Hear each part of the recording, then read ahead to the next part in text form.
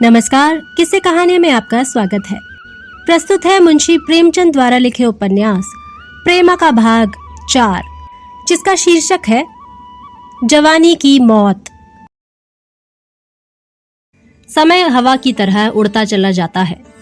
1 महीना गुजर गया, जाड़े का कूच हुआ और गर्मी की लैंड डोरी होली आ पहुंची। इस बीच में अमृत राय ने 2-3 जलसे किए और यद्यपि सभासद 10 से ज्यादा कभी न हुए, मगर उन्होंने हिया ना छोड़ा। उन्होंने प्रतिज्ञा कर ली थी कि चाहे कोई आवे या ना आवे, मगर नियत समय पर जलसा जरूर किया करूंगा। इसके उपरांत उन्होंने देहातों में जा जाकर सरल सरल भाषाओं में व्याख्यान देना शुरू किया और समाचार पत्रों में सामाजिक सुधार पर अच्छे अच्छे लेख भी लिखे। इनको तो इसके सिवाय कोई काम न था। उधर बेचारी प्रेमा का हाल बहुत बेहाल हो रहा था। जिस दिन उसे उनकी आखिरी चिट्ठी पहुंची थी, उसी दिन से उसकी रोगियों की सी दशा हो रही थी। हर घड़ी रोने से काम था। बेचारी पूर्णा सिरहाने बैठे समझाया करती, मगर प्रेमा को जरा भी चैन न आता। वह बहुधा पड़े पड़े अमृत राय की तस्वीर को घंटों चुपचाप देखा करती। कभी कभी जब बहुत व्याकुल हो जाती तो उसके जी में आता कि मैं भी उनकी तस्वीर की वही गत करूं जो उन्होंने मेरी तस्वीर की है। मगर फिर तुरंत यह ख्याल पलट खा जाता। वह उस तस्वीर को आंखों से लेती, उसको चूमती और उसे छाती से चिपका लेती। रात में अकेले चारपाई पर पड़े पड़े आप ही आप प्रेम और मोहब्बत की बातें किया करती। अमृत राय के कुल प्रेम पत्रों को उसने रंगीन कागज पर मोटे अक्षरों में नकल कर लिया था। जब जी बहुत बेचैन होता तो पूर्णा से उन्हें पढ़वा कर सुनती और रोती। भावच के पास तो वह पहले भी बहुत कम बैठती थी, मगर अब माँ से भी कुछ खिंची रहती, क्योंकि वह बेटी की दशा देख देख कुढ़ती और अमृत राय को इसका कारण समझकर कोसती। प्रेमा से यह कठोर वचन ना सुने जाते। वह खुद अमृत राय का जिक्र बहुत कम करती। हाँ, अब पूर्णा या कोई और दूसरी सहेली उनकी बात चलाती तो उसको खूब कान लगाकर सुनाती। प्रेमा एक ही मास में गलकर कांटा हो गई। हाय, अब उसको अपने जीवन की कोई आशा न थी। घर के लोग उसकी दवा दारू में रुपया ठीकरी की तरह फूंक रहे थे, मगर उसको कुछ फायदा ना होता। कई बार लाला बद्री प्रसाद जी के जी में यह बात आई कि इसे अमृत राय ही से ब्याह दूं, मगर फिर भाई बहन के डर से हियाव न पड़ता। प्रेमा के साथ बेचारी पूर्णा भी रोगिणी बनी हुई थी। आखिर होली का दिन आया। शहर में चारों ओर अबीर और गुलाल उड़ने लगा। चारों तरफ से कबीर और बिरादरी वालों के यहाँ से जनानी सवारियां आनी शुरू हुई और उसे उनकी खातिर से बनाव सिंगार करना, अच्छे अच्छे कपड़ा पहनना, उनका आदर सम्मान करना और उनके साथ होली खेलना पड़ा। वह हंसने बोलने और मन को दूसरी बातों में लगाने के लिए बहुत कोशिश करती रही, मगर कुछ बस न चला। रोज अकेले बैठकर रोया करती थी, जिससे कुछ तस्कीन हो जाती, मगर आज शर्म के मारे रो भी न सकती थी। और दिन पूर्णा 10 बजे से शाम तक बैठी अपनी बातों से उसका दिल बहलाया करती थी, मगर आज वह भी सवेरे ही से एक झलक दिखाकर अपने घर पर त्योहार मना रही थी। हाय, पूर्णा को देखते ही वह उससे मिलने के लिए ऐसी झपटी जैसे कोई चिड़िया बहुत दिनों के बाद अपने पिंजरे से निकलकर भागी हो। दोनों सखियां गले मिल गईं। पूर्णा ने कोई चीज मांगी, शायद कुमकुम होगी। प्रेमा ने संदूक मंगाया, मगर इस संदूक को देखते ही उसकी आंखों में आंसू भर आए, क्योंकि यह अमृत राय ने पिछले साल होली के दिन उसके पास भेजा था। थोड़ी देर में पूर्णा अपने घर चली गई, मगर प्रेमा घंटों तक उस संदूक को देख देख रोती रही। पूर्णा का मकान पड़ोस ही में था। उसके पति पंडित बसंत कुमार बहुत सीधे मगर शौकीन और प्रेमी आदमी थे। वे हर बात स्त्री की इच्छानुसार करते। उन्होंने उसे थोड़ा बहुत पढ़ाया भी था। अभी ब्याह हुए 2 वर्ष भी न होने पाए थे। प्रेम की उमंगे दोनों ही दिलों में उमड़ी हुई थी और ज्यों-ज्यों दिन बीतते थे त्यों-त्यों उनकी मोहब्बत और भी गहरी होती जाती थी। पूर्णा हरदम पति की सेवा में प्रसन्न रहती। जब वह 10 बजे दिन को दफ्तर जाने लगते तो वह उनके साथ साथ दरवाजे तक आती और जब तक पंडित जी दिखाई देते वह दरवाजे पर खड़ी उनको देखा करती। शाम को जब उनके आने का समय होता तो वह फिर दरवाजे पर आकर राह देखने लगती और जो ही वे आ जाते उनकी छाती से लिपट जाती और अपनी भोली भाली बातों से उनकी दिन भर की थकान धो डालती। पंडित जी की तनख्वाह 30 रुपए से अधिक न थी, मगर पूर्णा ऐसी किफायत से काम चलाती कि हर महीने में उसके पास कुछ न कुछ बच जाता था। पंडित जी बेचारे केवल इसलिए कि बीवी को अच्छे से अच्छे गहने और कपड़े पहनावे घर पर भी काम किया करते। जब कभी वह पूर्णा को कोई नई चीज बनवा कर देते, वह फूली न समाती, मगर लालची न थी। खुद कभी किसी चीज के लिए मुंह न खोलती। सच तो यह है कि सच्चे प्रेम के आनंद ने उसके दिल में पहनने ओढ़ने की लालसा बाकी ना रखी थी। आखिर आज होली का दिन आ गया। आज के दिन का क्या पूछना, जिसने साल भर चीथड़ों पर काटा, वह भी आज कहीं न कहीं से उधार ढूंढ कर लाता है और खुशी मनाता है। आज लोग लंगोटी में फाक खेलते हैं। आज के दिन रंज करना पाप है। पंडित जी की शादी के बाद यह दूसरी होली थी। पहली होली में बेचारे खाली हाथ थे, बीवी की कुछ खातिर ना कर सकते थे, मगर अब की उन्होंने बड़ी बड़ी तैयारियां की थी। कोई 150 रुपए ऊपर से कमाया था। उसमें बीवी के वास्ते एक सुंदर कंगन बनवाया था। कई उत्तम साड़ियां मोल लाए थे और दोस्तों को नेवता भी दे रखा था। इसके लिए भांति भांति के मुरब्बे, अचार, मिठाइयां मोल लाए थे और गाने बजाने के सामान भी इकट्ठे कर रखे थे। पूर्णा आज बनाव चुनाव किए इधर उधर छवि दिखाती फिरती थी। उसका मुखड़ा कुंदन की तरह दमक रहा था। उसे आज अपने से सुंदर संसार में कोई दूसरी औरत ना दिखाई देती थी। वह बार बार पति की ओर प्यार की निगाहों से देखती। पंडित जी भी उसके श्रृंगार और बनाव पर आज ऐसे रीझे हुए थे कि बेर बेर घर में आते और उसको गले लगाते। कोई 10 बजे होंगे कि पंडित जी घर में आए और मुस्कुराकर पूर्णा से बोले, प्यारी, आज तो जी चाहता है तुमको आंखों में बिठा लूं।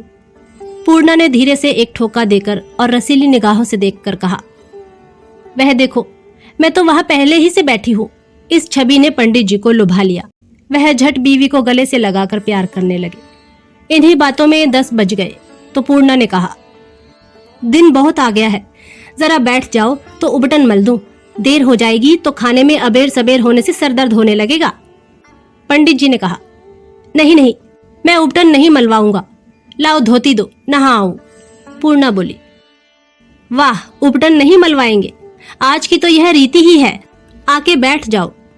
पंडित जी बोले, नहीं प्यारी, इसी वक्त जी नहीं चाहता, गर्मी बहुत है। पूर्णा ने लपक कर पति का हाथ पकड़ लिया और चारपाई पर बैठाकर उबटन मलने लगी।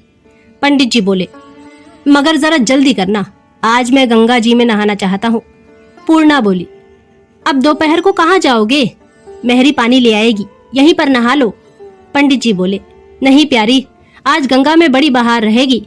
पूर्णा बोली, अच्छा तो जरा जल्दी लौटाना, यह नहीं कि इधर उधर तैरने लगो। नहाते वक्त तुम बहुत दूर तक तैर जाया करते हो। थोड़ी देर में पंडित जी उबटन मलवा चुके और एक रेशमी धोती, साबुन, तौलिया और एक कमंडल हाथ में लेकर नहाने चले। उनका कायदा था कि घाट से जरा अलग नहाया करते थे। यह तैराक भी बहुत अच्छे थे। कई बार शहर के अच्छे तैराकों से बाजी मार चुके थे। यद्यपि आज घर से वादा करके चले थे कि ना तैरेंगे, मगर हवा ऐसी धीमी धीमी चल रही थी और पानी ऐसा निर्मल था कि उसमें मध्यम मध्यम हलकोरे ऐसे भले मालूम होते थे और दिल ऐसी उमंगों पर था कि जी तैरने पर ललचाया। तुरंत पानी में कूद पड़े और इधर उधर कलोले करने लगे। निदान उनको बीच धारे में कोई लाल चीजें बहती दिखाई दी। गौर से देखा तो कमल के फूल मालूम हुए। सूर्य की किरणों से चमकते हुए वह ऐसे सुंदर मालूम होते थे कि बसंत कुमार का जी उन पर मचल पड़ा। सोचा, अगर यह मिल जाए तो प्यारी पूर्णा के कानों के लिए झुमके बनाऊं।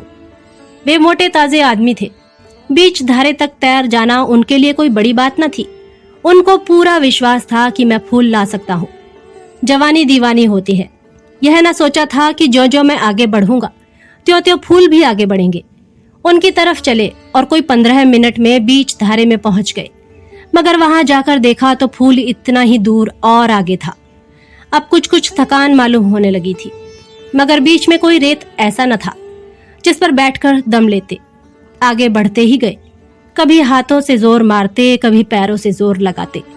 फूलों तक पहुंचे, मगर उस वक्त तक हाथ पांव दोनों बोझिल हो गए थे। यहाँ तक कि फूलों को लेने के लिए जब हाथ लपकाना चाहा तो उठ ना सके। आखिर उनको दांतों में दबाया और लौटे, मगर जब वहां से उन्होंने किनारों की तरफ देखा तो ऐसा मालूम हुआ मानो 1000 कोस की मंजिल है। बदन में जरा भी शक्ति बाकी ना रही थी और पानी भी किनारे से धारे की तरफ बह रहा था। उनका हियाव छूट गया। हाथ उठाया तो वह ना उठे। मानो वह अंग में थे ही नहीं। हाय, उस वक्त बसंत कुमार के चेहरे पर जो निराशा और बेबसी छाई हुई थी, उसके ख्याल करने ही से छाती फटती है। उनको मालूम हुआ कि मैं डूबा जा रहा हूँ।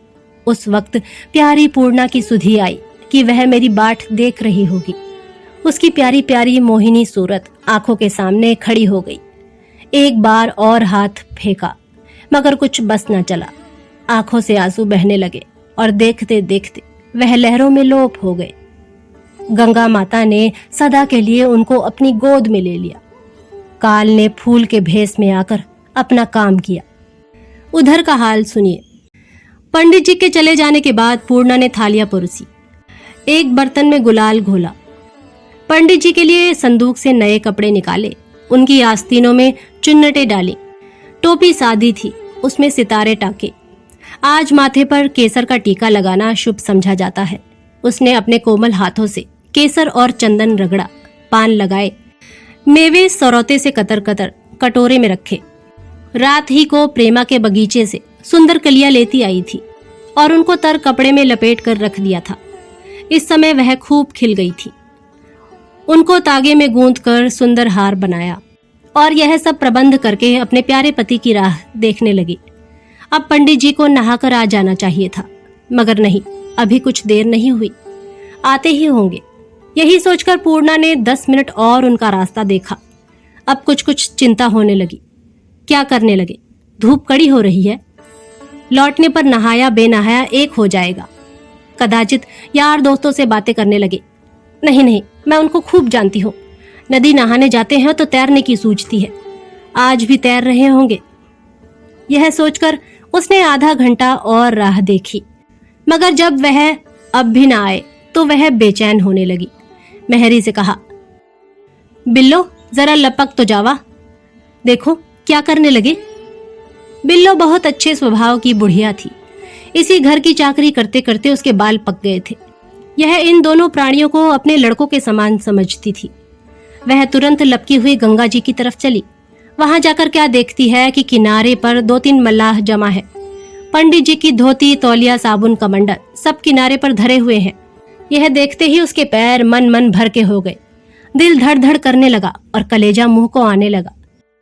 हे नारायण, यह क्या गजब हो गया।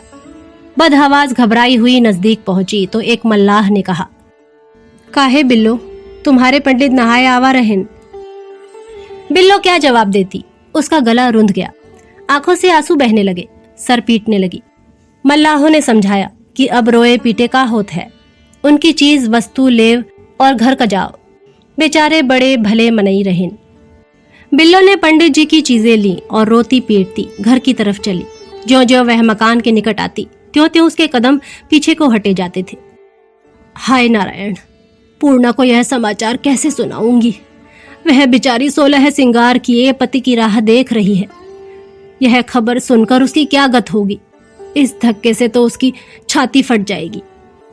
इन्हीं विचारों में डूबी हुई बिल्लो ने रोते हुए घर में कदम रखा, तमाम चीजें जमीन पर पटक दी और छाती पर दहाड़ मार कर हाय हाय करने लगी। बेचारी पूर्णा इस वक्त आईना देख रही थी। वह इस समय ऐसी मगन थी और उसका दिल उमंगों और अरमानों से ऐसा भरा हुआ था कि पहले उसको बिल्लो के रोने पीटने का कारण समझ में न आया। वह हकबकाकर ताकने लगी कि यकायक सब माजरा उसकी समझ में आ गया। दिल पर एक बिजली कौंध गई, कलेजा सन्न से हो गया। उसको मालूम हो गया कि मेरा सुहाग उठ गया। जिसने मेरी बाह पकड़ी थी उससे सदा के लिए बिछड़ गई। उसके मुंह से केवल इतना निकला, हाय नारायण, और वह पछाड़ खाकर धम से जमीन पर गिर पड़ी। बिल्लो ने उसको संभाला और पंखा झलने लगी। थोड़ी देर में पास पड़ोस की सैकड़ों औरतें जमा हो गई। बाहर भी बहुत आदमी एकत्र हो गए। राय यह हुई कि जाल डलवाया जाए। बाबू कमला प्रसाद भी आ गए थे। उन्होंने पुलिस को खबर दी। प्रेमा को ज्यों ही इस आपत्ति की खबर मिली, उसके पैर तले से मिट्टी निकल गई। चटपट आड़कर घबराई हुई कोठे से उतरी और गिरती पड़ती पूर्णा के घर की ओर चली। माँ ने बहुत रोका, मगर कौन सुनता है। जिस वक्त वह वहां पहुंची, चारों ओर रोना धोना हो रहा था। घर में कोई ऐसा न था जिसकी आंखों से आंसू की धारा न बह रही हो। अभागिन पूर्णा का विलाप सुन सुनकर लोगों के कलेजे मुंह को आया करते थे। हाय, पूर्णा पर जो पहाड़ टूट पड़ा वह 7वें बैरी पर भी न टूटे। अभी 1 घंटा पहले वह अपने को संसार की सबसे भाग्यवान औरतों में समझ रही थी, मगर देखते ही देखते क्या से क्या हो गया। अब उसका सा अभागा कौन होगा।